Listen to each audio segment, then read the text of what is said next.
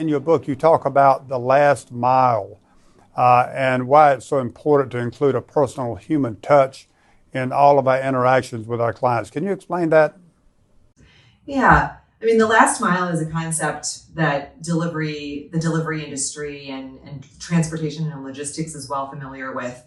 In a world, as you were saying, where everyone now has a mobile device, the last mile can mean something different. And the first wave of digital technology for customer experience focused on an automated and self-service last mile. So mobile apps, chatbots, being able to log in online to your portal. But what we're seeing now, I think, has even more potential and complements what we've already seen in the past. And that's the human last mile.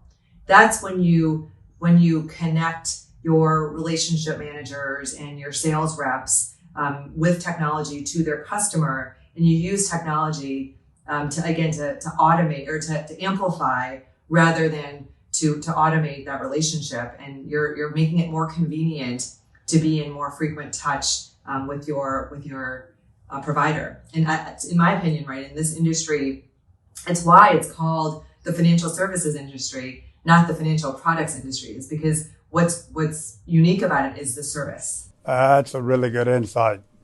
So for our viewers, many of which, Clara, I suspect are saying, hey, this is awakening. I need to be more active in this. I need to change my business. I need to change my personal interactions.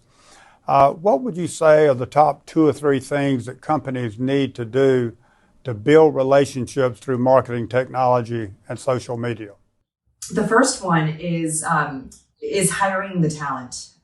Marketing technology is changing so quickly. And so, as we just discussed, it's less about the particular skills and really more about hiring people with the base skills that are needed, but also a hungry growth mindset to constantly keep up with these ever-changing technologies. So it always starts with the people, always starts with the talent in the organization. The second is to be where your customers are. It's not about phone only or texting only or email only. It's about all of those. And what we're seeing is it's a lot of customers use every channel for different situations. And so making sure that all of that is available.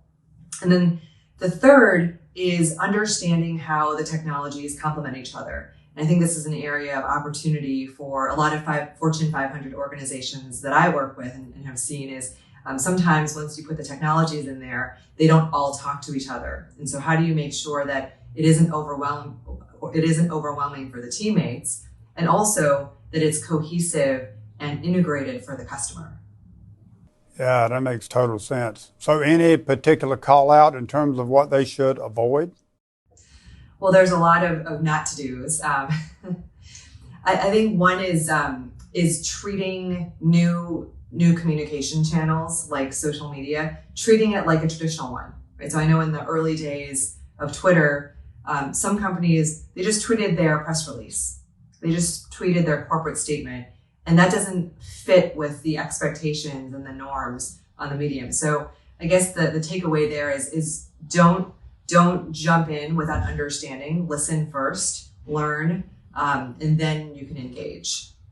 Another one is don't jump in without understanding the cybersecurity risks. Right? There's a lot that we've seen play out over the last few years in terms of new risks that come from mobile devices and from Wi-Fi networks and from social networking passwords. And so being smart and making sure that every associate, every team member, even your customers are educated on what the risks and precautions need to be.